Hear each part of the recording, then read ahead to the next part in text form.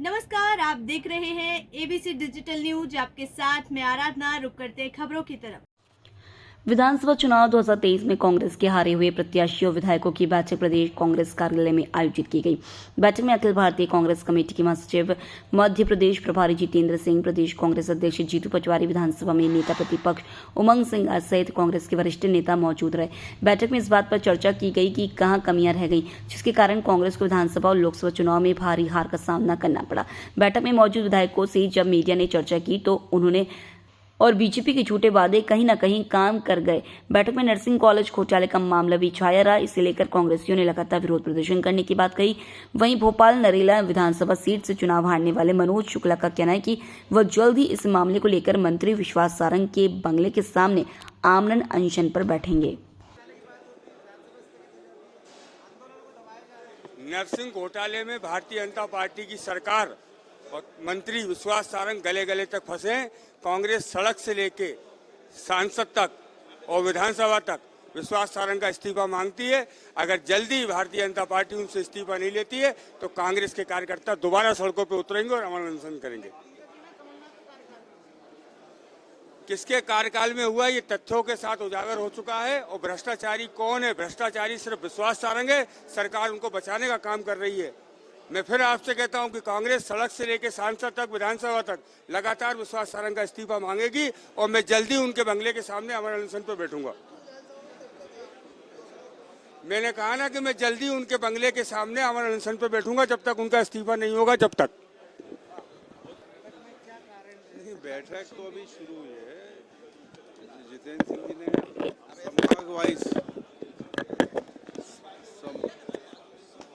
संभाग wise meeting ले रहे हैं। अभी ग्वालियर चंबल संभाग के लोगों को ऊपर हॉल में वहाँ मीटिंग हो रही है। भोपाल, राजगढ़ और नर्मदापुरम ये 5 बजे होगी। अलग अलग टाइम दिए और वहाँ मंथन होगा और कुल मिला के चुनाव में क्या स्थिति रही, चाहे वो विधानसभा हो लोकसभा, कैसे मजबूती की जा सकती है, इन सब हम लोग में मंथन होगा और हम लोग अपने अपने सुझाव देंगे।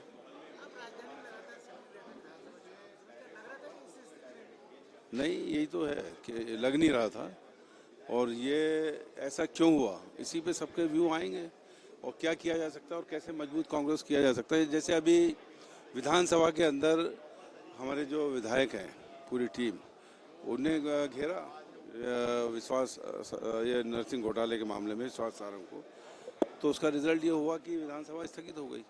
तो इसी तरह से फील्ड पे भी जाकर संघर्ष करना पड़ेगा। ये इन सब बातों में विचार होगा। क्या वजह मानते हैं आप, क्या कारण रहे? विधानसभा चुनाव की रिजल्ट और लोकसभा एक्चुअल में 2023 जब चुनाव हो रहे थे, जब पूरे मध्य प्रदेश में कांग्रेस का एक माहौल था, हम लोगों ने जब चुनाव लड़ा तो हम जब फील्ड में काम कर रहे थे, वहाँ ऐसा कुछ जब जनता से मिलते थे तो विरोध के बहुत सारे स्वर थे। जो एक लाडली लक्ष्मी योजना चली और जैसा कि ईवीएम का भी कहा जाता है, ईवीएम में भी गड़बड़ है, उसी वजह से इतनी लंबी हार हुई है। और संगठन में जैसे आज चर्चा हो रही है कि संगठन को मजबूत करने के लिए जितने भी संगठनात्मक हमारे प्रकोष्ठ हैं उन सब की जिम्मेदारी तय करना चाहिए और हमें जमीन पे उस कार्यकर्ता के पास जाना चाहिए जो एक्चुअल में कांग्रेस की लड़ाई लड़ सकता है।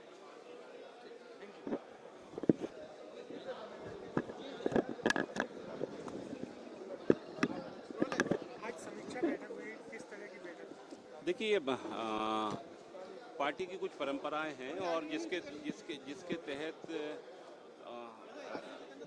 दिल्ली से लेके भोपाल तक और जिले तक की समीक्षा का फैसला पार्टी ने किया है।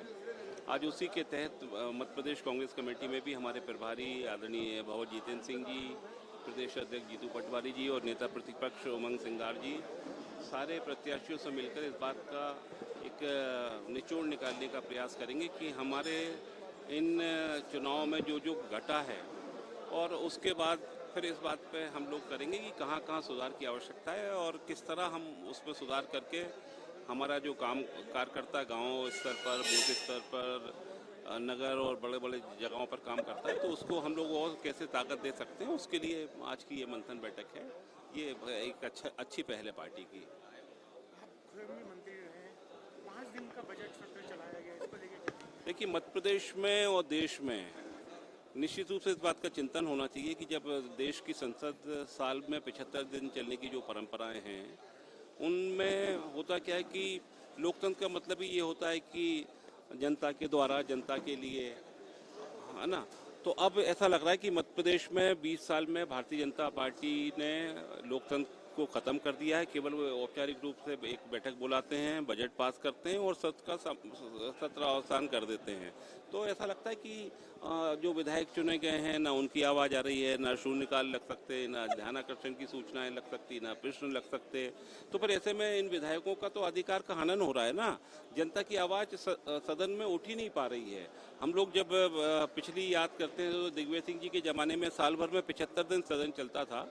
अच्छा हो, सदन चले, जनता की आवाज़ सदन से निकल कर आए, अधिकारियों के कान के ऊपर एक दस्तक दे और जनता की आवाज़ की उस दस्तक से कर्मचारी, अधिकारी निश्चित रूप से सजग हो। लेकिन अब अगर सत्र नहीं चलता तो निश्चित रूप से जो नौकरशाही है वो बेलगाम हो रही है। खबरों में फिलहाल इतना ही। देश दुनिया की तमाम खबरें देखने के लिए बने रहिए ABC डिजिटल न्यूज के साथ। नमस्कार।